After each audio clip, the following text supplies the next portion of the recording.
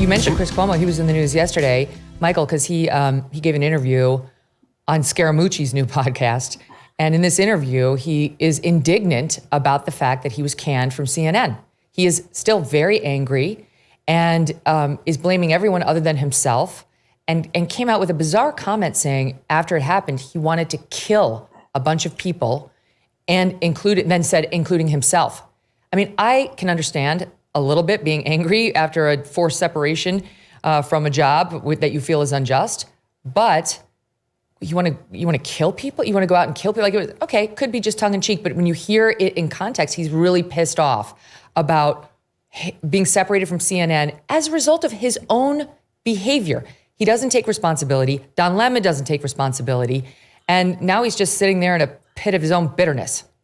He not only doesn't take responsibility for that, he didn't even take responsibility for that bizarre statement that he wanted to kill everyone and himself. Because he immediately attributed that statement to his Italianness, quote unquote, right? He said, yes, maybe I'm passionate because I'm Italian, but this is how I felt. And it's like, okay, so this is, again, you're seeing in Cuomo and Lemon, this really crude casting couch stereotype understanding of themselves and everyone else around them, right? Like they view it as like, well, the script calls for a gay black man, a passionate Italian, because all Italians have to be passionate. And, and then the women are totally replaceable. Once they turn 30, just get a new one because there's a million on the bus on the way here, and none of them are worth what the work they actually do. It's incredibly crude. I mean, it's totally repellent, right? I mean, it's repellent, I think, to the audience. The audience picks up on this kind of contemptuous understanding of the audience that's at play when people understand themselves this way, and the contempt they have for each other when they understand themselves this way. So it's not a surprise that CNN just keeps sinking.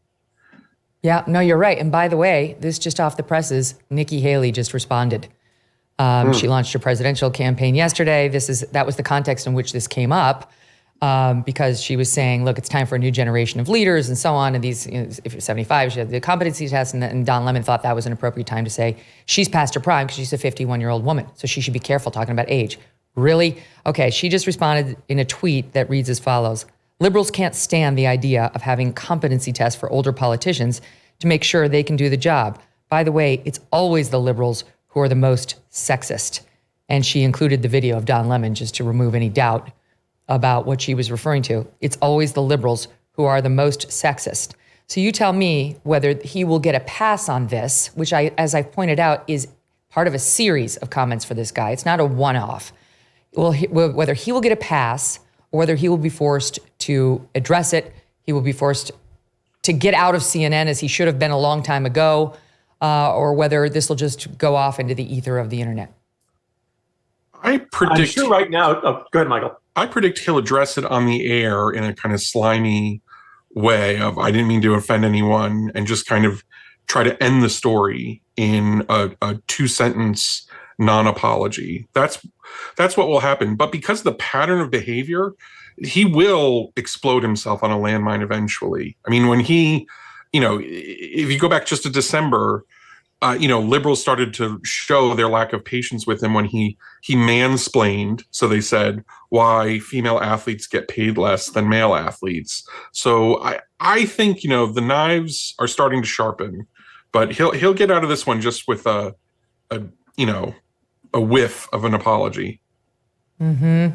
I'm still stuck on the fact, Jim, that what kind of a man, you guys are married, you have families, what kind of a man looks at a woman and says, you've got these 3 decades to be in your prime. You got your 20s, you got your 30s.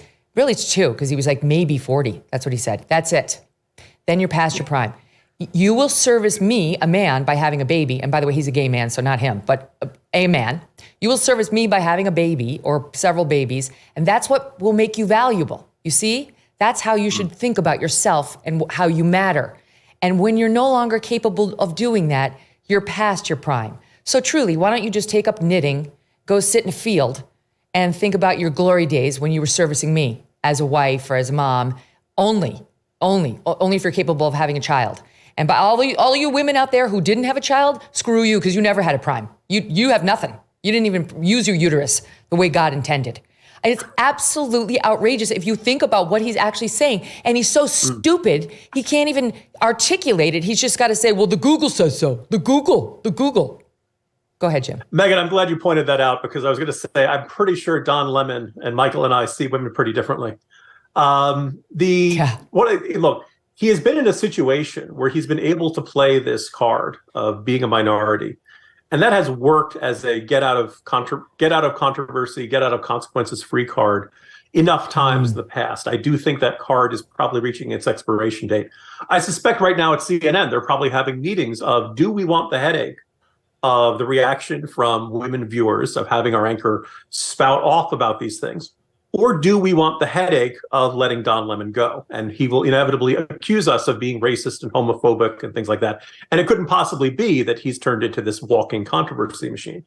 By the way, when Michael was talking about Chris Cuomo's comments and how he said, my desire to kill everyone and myself was just my Italianness, I was reminded about when Andrew Cuomo was accused of sexual harassment. One of the unofficial slogans was, "I'm not perverted, I'm just Italian."